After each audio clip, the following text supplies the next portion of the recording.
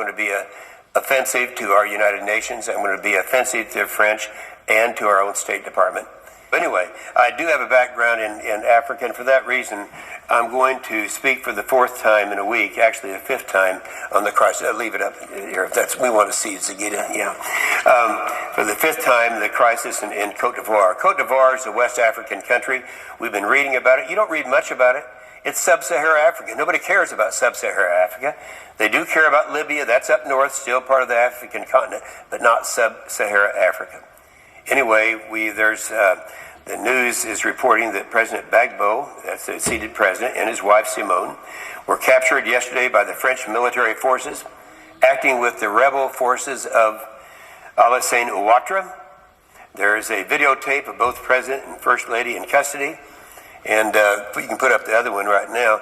According to the BBC and Reuters, that after the UN and the French helicopters repeatedly attacked the presidential palace, French special forces stormed the building with up to 30 French tanks and armored vehicles and took them both from the presidential palace to the Gulf Hotel, killing untold hundreds or thousands of people. We can't tell.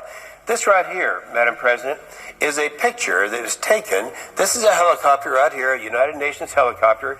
It was encouraged to be used by the French. The French said, we authorize you. We're going to send our troops in there with you. We're going to do whatever they're doing. This is Abidjan. This is the capital of Cote d'Ivoire. And I happen to, where they're hitting their targets there, that was an area where they have a lot of their ordnance. And I've been there. And I've seen it. They're all scattered, and you have little huts with galvanized steel roofs over them with countless hundreds and hundreds of people. They're all dead. They have to be. They can't live. And there it is. That's the picture. Put the other one up to give you an idea of what is happening. There it is. It was blown up. They're peppering the entire town. I don't know why. Here I'm a member of the United States Senate, and I can't get even our State Department to look in to see how many people they murdered that night. That was Monday night. A week ago tonight is when that happened. We don't know, but they were murdered. I'm thankful that both the President Gbagbo, and the First Lady, Simone Gbagbo, are still alive, but they've been brutally mutilated. I condemn, however, the use of so-called peacekeeping forces made up of the United Nations and French forces in the attacks on Abidjan and the presidential palace, and these forces that have caused countless deaths in the densely populated city of Abidjan, 4 million people. I hope every president of sub-Saharan Africa is watching right now, because what happened there can happen to any country in sub-Saharan Africa. The multiple firings of United Nations and French missiles into downtown Abidjan are like firing missiles into downtown New York City. You don't really know how many people are dead. You won't know for a long time. Who knows how many hundreds, if not thousands, of innocent people were killed as a result of the UN and the French bombing just a week ago tonight. Mr. President, this is not peacekeeping. This is war making. This is not the role of the United Nations. And I question why the French are participating in this battle. The African Union has also condemned this foreign military intervention. You know, why don't we listen to Africa? Africa, for so many years, they were used, they were abused, they were by the colonialism. And certainly no one has been worse and more offensive in that than the French have. But they don't listen to Africa. I called up a good friend, President Museveni of Uganda, the other day and asked him what he thought. He has the courage to put something down in writing, which I'm going to read to you, Madam President. This is from President Museveni, and this is an East African country, not West Africa like Cote d'Ivoire. He said, quote, "I have not been happy with the way the United Nations and international community, especially the French, have responded to the events of the post-election Ivory Coast. I desired that it would have been ideal for a thorough investigation into the alleged election rigging, and it be done by a credible and independent body under the African Union leadership and guidance, instead of violently forcing Laurent Gbagbo out of power without a hearing. I'm not pleased with the way international community can sanction a situation of bloodbath in the domestic affairs of African countries." You know, I'm just halfway through reading what he said here, and I'm reminded, you know, why aren't we listening to Africans? And he's not the only one. I think every African president would agree with what I'm saying right now.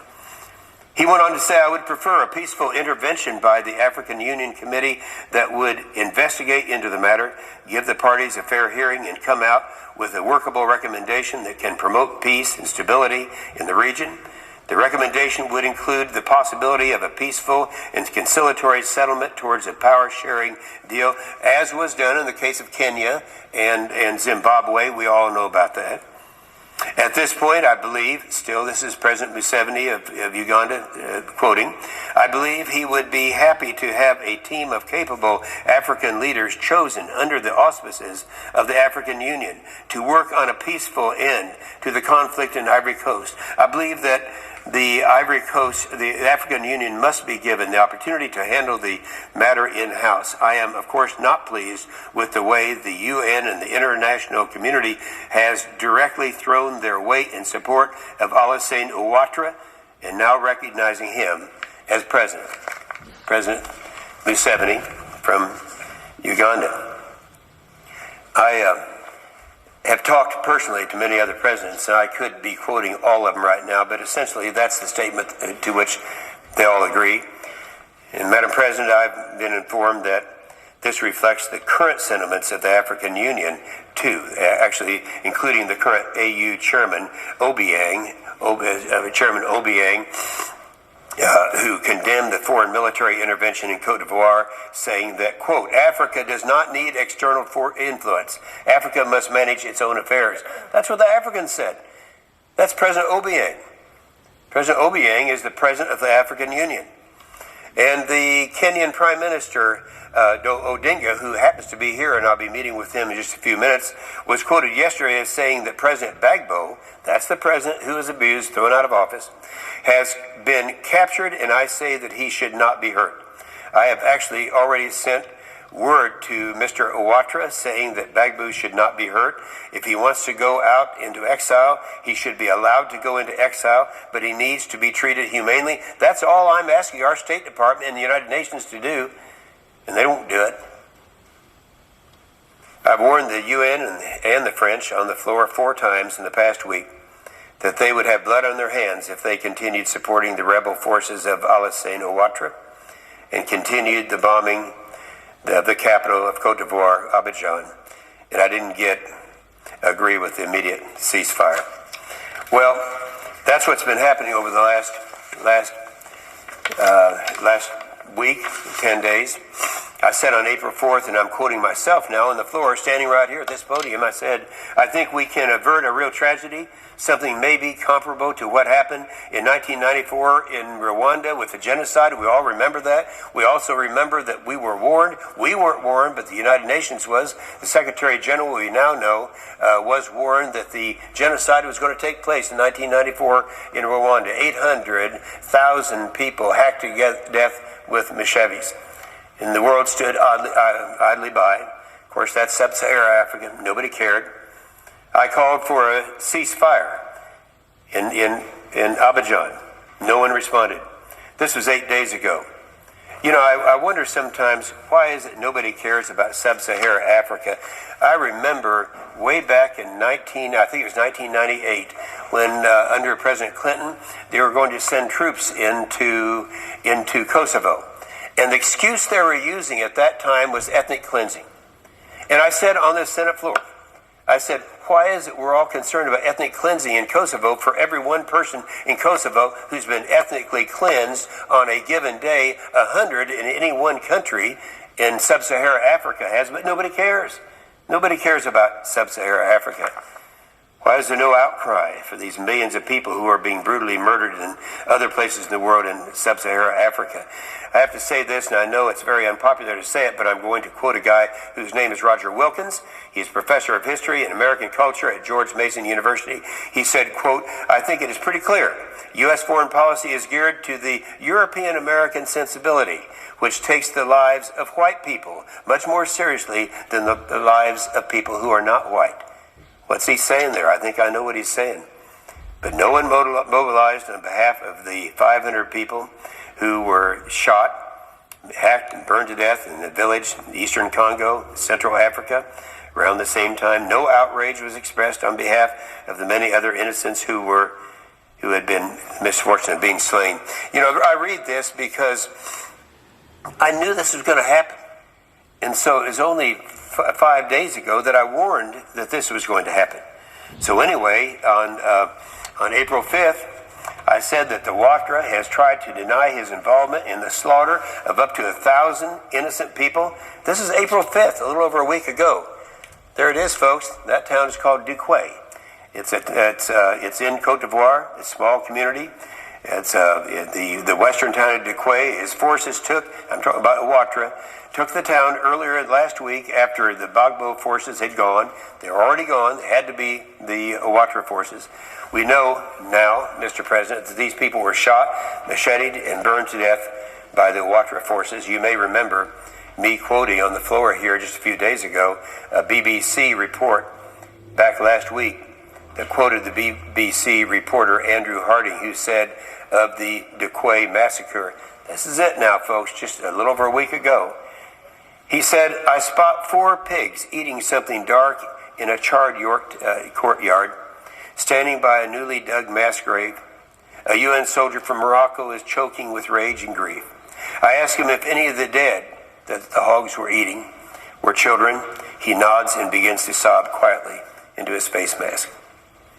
And I pointed out that The Guardian, a British newspaper, quoted the UN mission which said that, quote, traditional hunters known as dozos fought alongside Ouattara's forces and took part in killing 330 people in the western town of Duquay, and that Julan Gefa, the deputy head of the Human Rights Division of the United Nations mission in Ivory Coast, blamed at least 220 of the deaths on pro-Ouattara forces. I repeat, this massacre was not caused by Gbagbo forces, but by the Ouattara forces who had taken the town. The Gbagbo forces had left a week earlier. There they are, look at them, mutilated bodies, chewed up, burned. It's in Ouatara, a very small community in the western part of Cote d'Ivoire. I repeat, the massacre was not caused by their forces. I think we all know that. Again, I called, this is last week, for a ceasefire and no one responded, just a week ago. And on April 7th and 8th, I pointed out the United Nations and the French were bombing downtown Abidjan near the presidential palace, where hundreds of young supporters of President Gbagbo had circled the presidential palace, making a human shield from the bombing. This is what they did. All these kids, all they had were baseball bats and 2x4s in a circle surrounding the palace to protect their president, President Gbagbo, and his family of about 17 that were there, and his wife Simone. Now, you saw a minute ago in this one right here that, do you think there's anything left of those kids surrounding the palace? No, they were all mowed down. So he called for, that was on the 7th and 8th. Who knows how many of them were killed? I can't imagine any of them had lived through it. Mr. President, I've also pointed out on April 8th that there were roving death squads. There they are right there, folks. That's the Ouattara people. The roving death squads who, quote, are disappearing. This is the word they use. They're disappearing supporters of President Gbagbo. That means they're killing them. I called again for an immediate ceasefire. No one responded. Not our State Department, not the United Nations, certainly not the French. Mr. President, I also pointed out that I believe massive vote fraud occurred in November 28th in the election in 2010, Cote d'Ivoire presidential election between President Laurent Gbagbo and the rebel leader Alassane Ouattara from up north. That's the Muslim part of Cote d'Ivoire. I submitted evidence in 2 letters to the State Department that showed massive vote fraud allowed Ouattara to steal the election. In one instance, showed that in the first round, we would call this a primary and then a primary runoff. In the first round, in one of the 5 districts in the north, they miscounted, they tabulated them and just added 95,000 additional votes. I documented all of this. If we had 95,000 additional votes in each one of the 5 northern districts, then clearly President Gbagbo won re-election. And in another case, if you look at what they had in the primaries, what we call primaries, in the first round, President Gbagbo got thousands of votes in the northern 5 districts. And when they did the runoff, he got zero votes. That's a statistical impossibility. What did our State Department do? Nothing. I didn't receive it. I finally received a response to my 2 letters saying that they think that this is all fraudulent. They're not going to change their mind. You know, this is sub-Saharan Africa. Do they really care? I can only conclude, Mr. President, that our State Department is engaging in a whitewash of any credible investigation into my allegations. So, Madam President, I call again on the UN, French, and Ouatara forces to halt all the violence, including that being done against President Gbagbo and the First Lady. They will be held responsible if any more harm comes to them. I call for an independent investigation. This is what the Africans want, into all of the atrocities committed by all military forces involved in fighting in Cote d'Ivoire. And I call on the UN, the French, and the Ouatara forces to halt immediately the death squads roving around the streets of Abidjan, disappearing supporters of President Gbagbo. They are led. I got a call from one friend down there that they're certainly not identify. They'd murdered him overnight, and he was talking about how he couldn't go out. He could see bodies, corpses in the street. This was 2 days ago, and they couldn't go out there because they had snipers and they would mow them down. They're led by soldiers of the Ouattara's rebel army, supported by the French and the United Nations, and have killed more than 400 people, in addition to perhaps the thousands killed in the bombing that we've already looked at. So, right now, I have several friends who give me these reports. They're saying, isn't there anything you could do now? Just if they go in now, after they've killed all these people.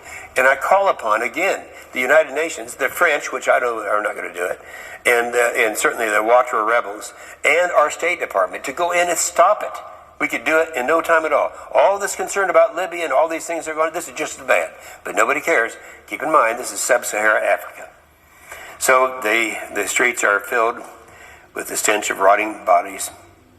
Mr. President, I renew my call for hearings before the Senate Foreign Relations Committee into the bombing and killings by the UN, the French, and the Ouattara rebels, and the strong evidence of massive voter fraud in the November presidential election. I appreciate Chairman John Kerry's his willingness to hold such hearings. I look forward to setting a date. The sooner, the better. I've talked to the chairman of the subcommittee, as Chairman Coons and the ranking member Isaacson, and they've agreed to have these hearings. I'm anxious to get into this so that all the world can see. Maybe we can stop this from happening again. I don't know. Nothing wrong. The American government did this before. I'm asking them to do it again. This is not about the Gbagbos. It's about the modern-day return to French colonial imperialism. And this time, with the help of the United Nations, they were doing this. Here's what my concern is. Cote d'Ivoire has had a hard enough time trying to break free from the yoke of French colonialism. From the days of President Houphouët-Boigny in 1960 through Bidet in 2000, then Gbagbo when he was elected in the year 2000. Now, up to that time, the French has virtually owned all the presidents. They're all right there with France. All you have to do is go through the streets of Abidjan, what streets might be left right now, I doubt if there are many, and you'll see that that's happening. So it's not just the Gbagbos. Any president on the African continent, in sub-Saharan Africa, should know this could just as well happen to them. And their ministers and their friends. And that's what's happening right now. I'm going to show you something here that I hesitated doing, but this is the happy face of President Gbagbo. This is the face I know. This is the president who's been president since 2000, and he's gone through a lot of these same problems, but he stood up against the French and against Ouattara up in the north. Now he's been captured, and I'll show you what he looks like today. This is 3 days ago. This is today. His face is beat in from the side. He's there. He's being held on this side by someone while they're mashing his face. That's who Simone is. Isn't she pretty? That was a week ago. Let's see what she looks like today. You can't see it now. They have held her and pulled her hair out by the roots. And they went out in the streets and say, this is the hair of Simone Gbagbo. I don't know what else they did to her. Use your own imagination. Brutally murdered. Now, who are these people? They were the Ouattara forces And do you think we just made that up? Put the next one up. There they are. All of these are identified leaders of the Ouatara forces, holding her, and see what they're doing to her, and beating her, and pulling her hair out. And that's what's happening today. So I only will say, and I'll conclude with this, that our State Department's got to wake up. You can't assume that if the United Nations is doing something that it's right. And we have to understand that there is this half of the continent called sub-Saharan Africa. And those people, their lives are worth just as much as they're worth in Kosovo or Bosnia or the United States or any of the other places where we go and we try to save lives. And so again, I would say to any of our friends in any of the presidents of any of the countries in sub-Saharan Africa, put that back up. What has happened right here could very well happen to the presidents or the first ladies of your countries. I want to ask three things. Number one, stop the firing that's going on right now. People are being murdered as we speak, Madam President. Stop it. We can do it. We've got the power to do it. Our State Department has to get with the United Nations and make it happen, in spite of what the French might want. And number two, send them into exile. Give them the dignity of living in someplace else in sub-Saharan Africa, so that the people of Africa will know. Can you imagine what the people of Cote d'Ivoire will be thinking and doing in the near future if they allow this to go unanswered? That's my appeal to the United States State Department, to the United Nations, and to the French. With that, I yield the floor. I suggest the absence of a quorum. The clerk will call the roll. Mr. Kaka.